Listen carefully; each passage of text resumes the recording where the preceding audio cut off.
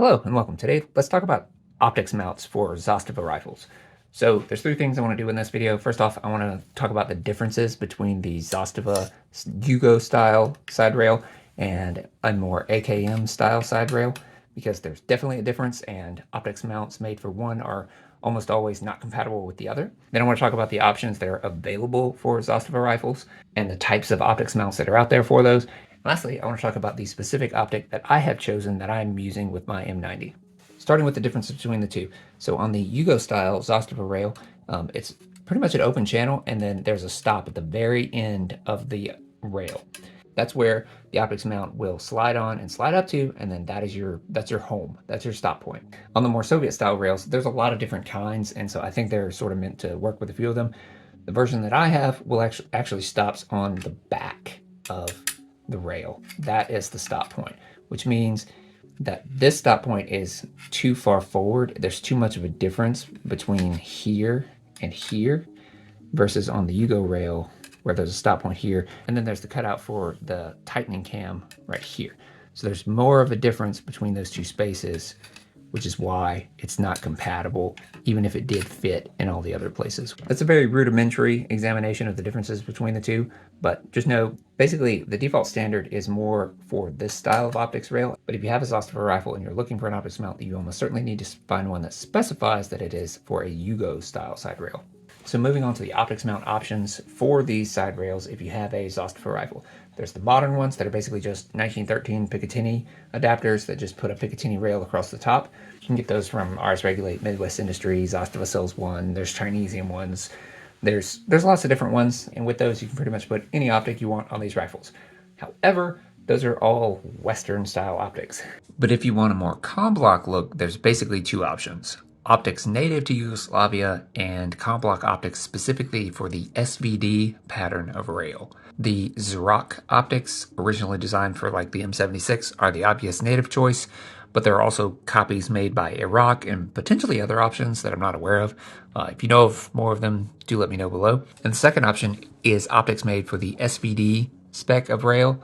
This is actually what I have, and while I don't know if that rail was the original inspiration for the Yugoslavian pattern, there's definitely a large amount of cross-compatibility between the two. That is what to look for if you want a com block style optic that's not made by Yugoslavia, is the optics for the SVD rail. So moving on to the third thing, let's talk about this scope in particular, since it is the one that I have and it is the one that works on this rifle, and it works pretty well. This one is the Belomo POSP 4x24 DU Universal. The trick with this one is that it is compatible with AK style side rails as well as SVD rails, which cross-pollinates to the Yugo rail. Like I said, it's convertible. So there's a set screw here. You can undo that and then unscrew this screw here and move it to the back where there is another set screw, and then that serves as your slide stop for an AKM style side rail. However, on the Yugo style, the screw has been moved to here so that there's a stop in the front. So on the Yugo style, it goes on, slides up to that stop, and then cams over and locks into place. But this one, you can actually convert from this style of optics mount to the AKM style. And you just do it by removing this screw here, and then you can move it from here to the very back of the optic. That serves as the stop for an AKM style side rail. Here's your stop, and then this is your clamp. So specifically, like on this AK style side rail, it slots on until it stops against the screw, and then it clamps down. And it clamps down around this section of the rail.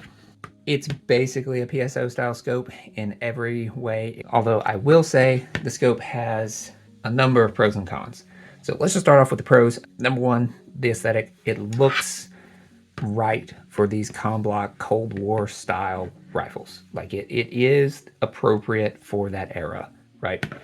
It's not exactly appropriate for the rifle that I've got it on because it was made by a different country and everything, but it fits and it works and it looks the part. It's got that aesthetic. The second point is the reticle, which goes hand in hand with the first point, obviously, but the reticle being that classic PSO style reticle that just is a vibe.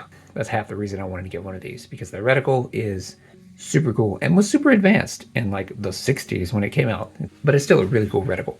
Which brings us to the cons. This thing has a few cons for sure. I absolutely would never recommend this to be your go-to optic for your go-to, SHTF or home defense weapon. Like, absolutely do not do that. This is for larping around and having fun and having something that looks cool on Instagram. That's it. That's what this is for. The eye box on this scope is horrible. It's very small. It's very narrow. It's very specific. You really have to be in exactly the right spot, which I think is part of the reason it came with this classic style eyepiece. Now, for me, this is pretty much useless because I have glasses, and so that's why I don't keep it on there.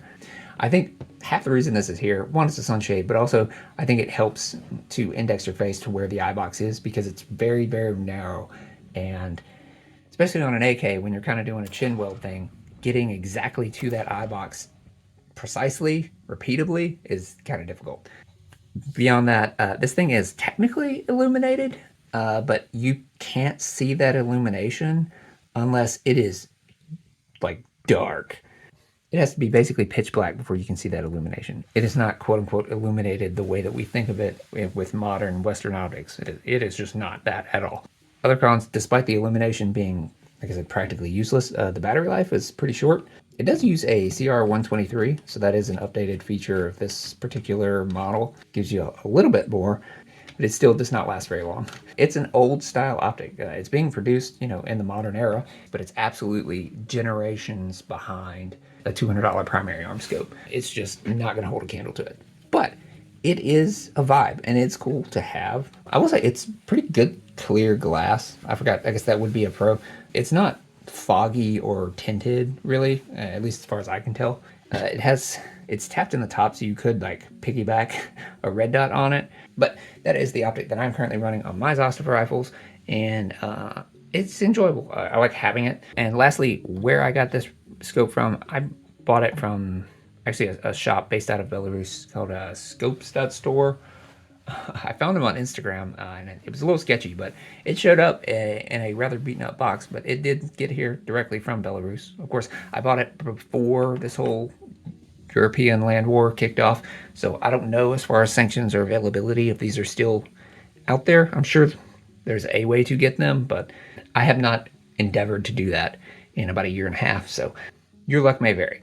But that's where I got it, and that's where it came from. So hopefully you learned something. Hopefully this little discussion provided some useful information or insight. Do let me know if I missed anything or if you have any additional thoughts or questions, and I will see you guys next time.